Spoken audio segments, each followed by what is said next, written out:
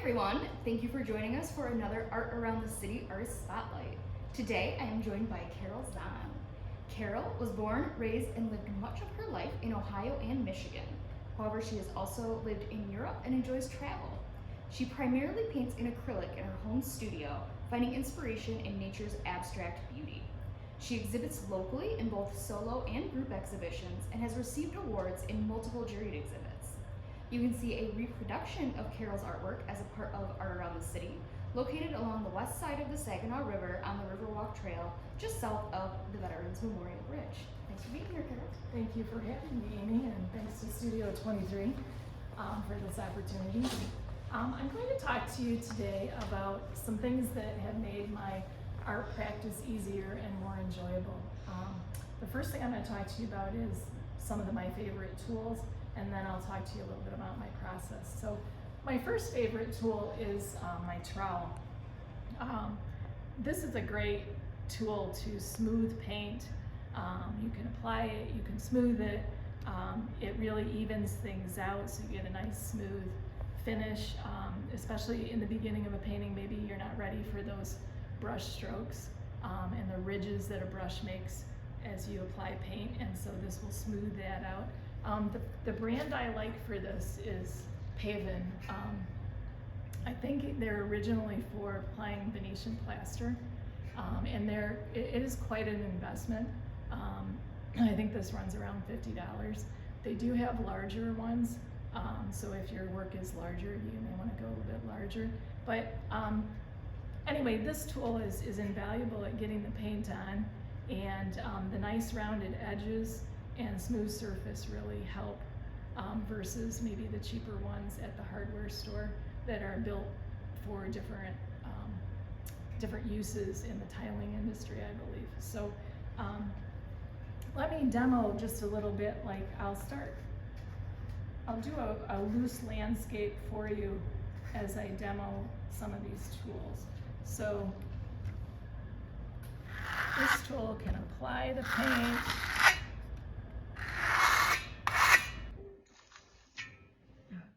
As you can see, the paint just goes on nice and smooth. It does take a little bit of a learning curve to get the right angle and the right pressure, but it is a wonderful tool to get the paint on and nice and smooth, and even some nice little happy accidents go on there when you are using this tool that maybe you wouldn't have done with a brush. So in the very beginning of my paintings, this is a wonderful way to start.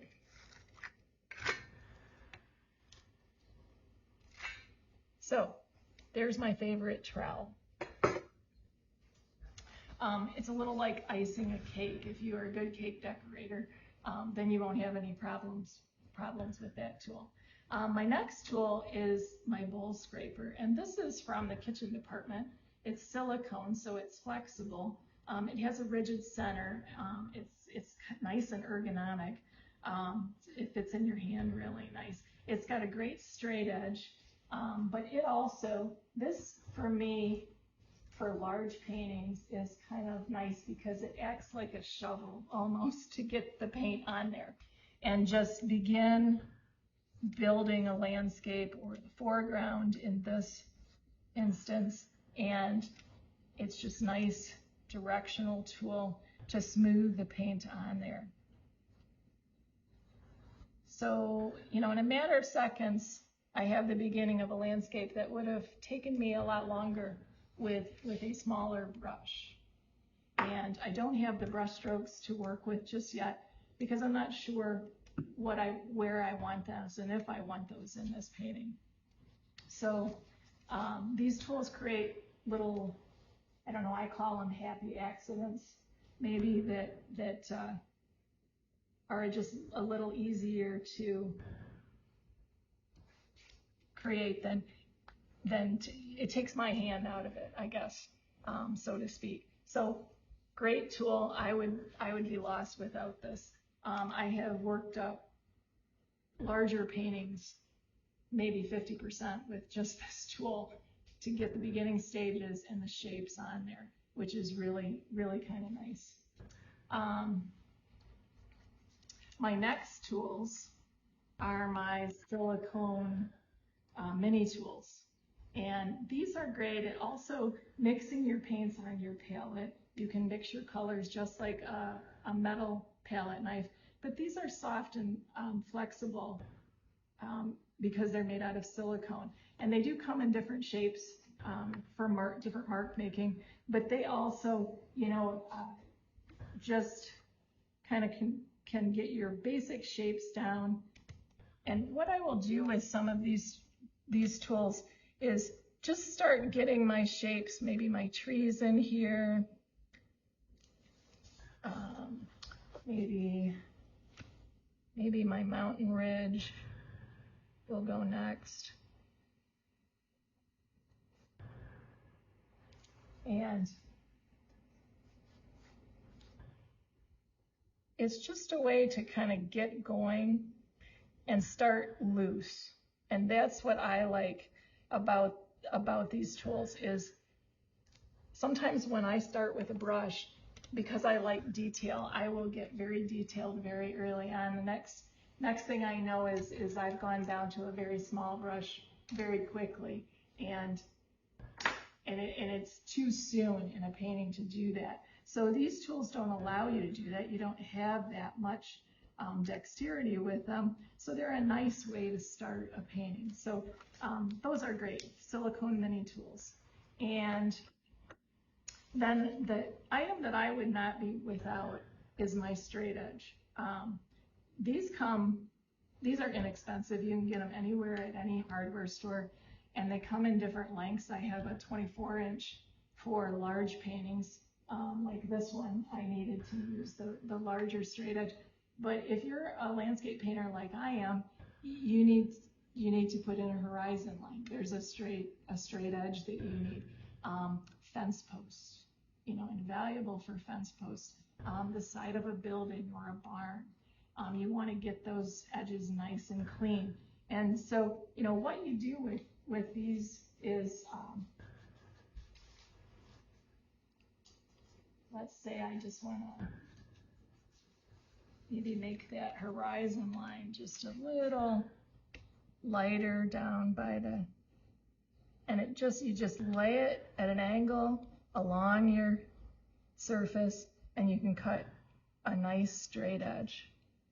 And you don't have to use painter's tape, you don't have to use a ruler, you don't have to measure anything out or sit there and painstakingly try to go along an edge with a brush.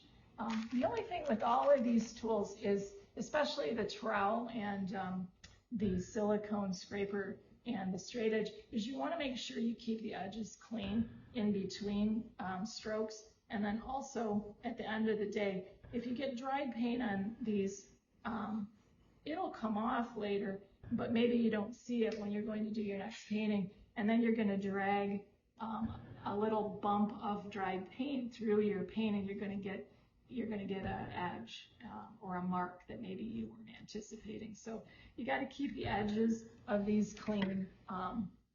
So I'm real careful to make sure that I get everything off of them, kind of in between the painting and also at the very end, get them nice and clean.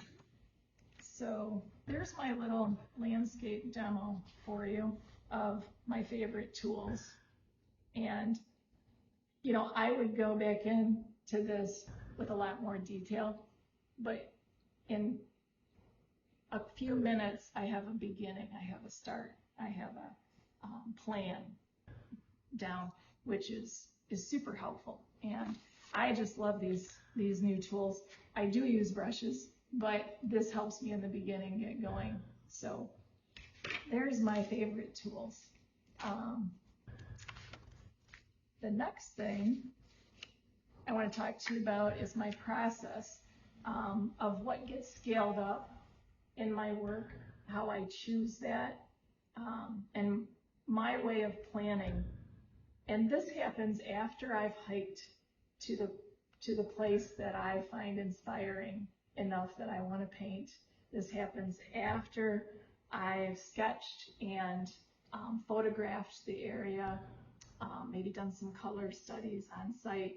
It happens after I come back to the studio, do more value sketches and some thumbnails, which are small sketches to determine composition and color and so forth, and value of the piece.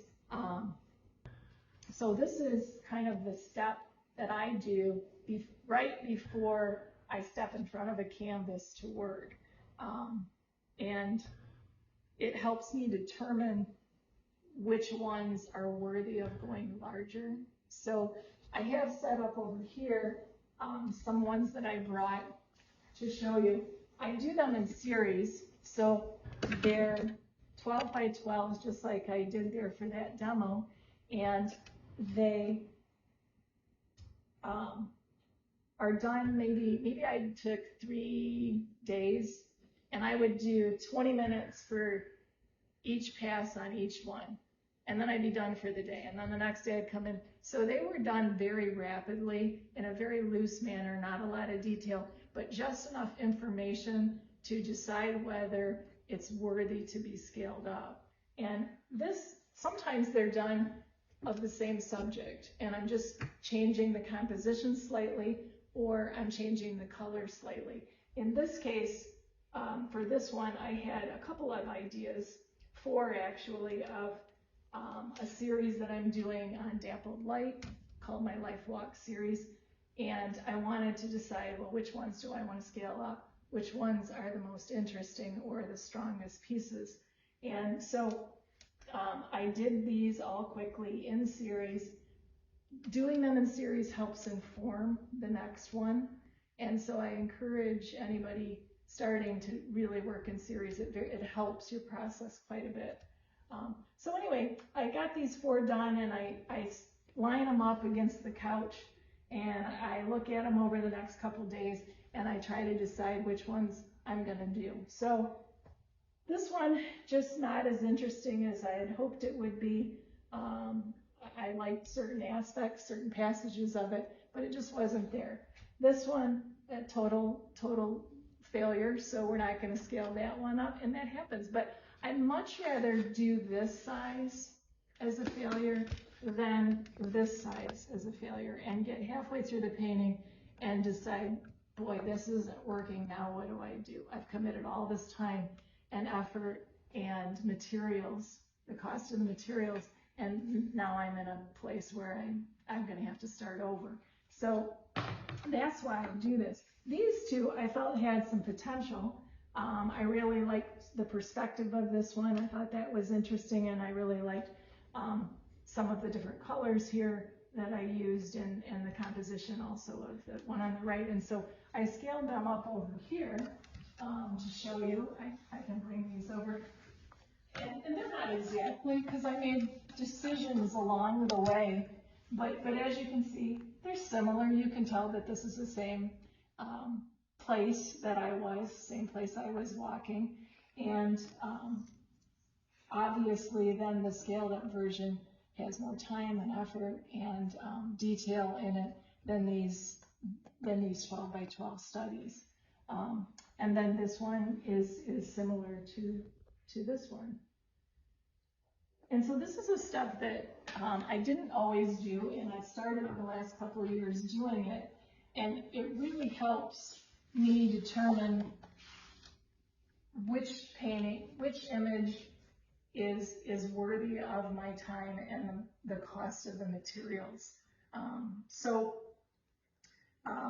Reasons I do the 12 by 12. The 12 by 12 allows you enough space. When I do early on in my planning, when I do my small thumbnails sketches, they're 4 by 3.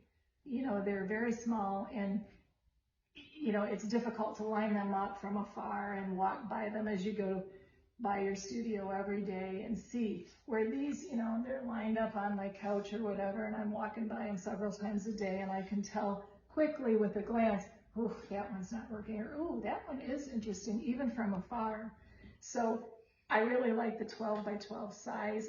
It's not too big that it's wasting a lot of materials, but it's big enough to give enough information to make a decision, and I like that. You know, you could do 9 by 12s or, you know, more of a landscape size also, but I really like this size.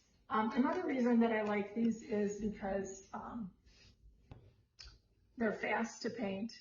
They're inexpensive. I think I buy these birch panels in bulk, and they're around $4 a piece. So more expensive than paper, but the reason I like the panels is because they stand up by themselves. Paper doesn't, and I don't have a lot of wall space in my studio to take paper up. So these I can stand anywhere. I can take them into another room and stand them somewhere. And so the rigidity really helps with that. They're also indestructible. My dog has whipped them with his tail and they fall down. I hear him clatter. Nothing has ever happened to the face of them or the corners or anything. And you can't really say that about canvas. Canvas and paper are very fragile, and they get dented and ripped and torn, and all kinds of bad things happen with those. So these just, nothing ever happens to them. So they'll be around past my lifetime, I'm sure. But another reason I like them is they're reusable. Paper is hard to reuse. I can paint over these. You know, those two that I didn't decide to scale up, those will be repainted over and over and over and reused. So that's very helpful. All I do when I buy the raw wood is I gloss medium both sides, and then I gesso both sides to try to prevent some warpage. And you may still get some warpage, but the 1/4 inch helps with that. The 1/4 inch birch panel helps with the warpage also. So very useful to use this size. So these are some of my favorite tools and my process, a little bit about my process. Thank you, Amy in Studio 23, and thanks for viewing.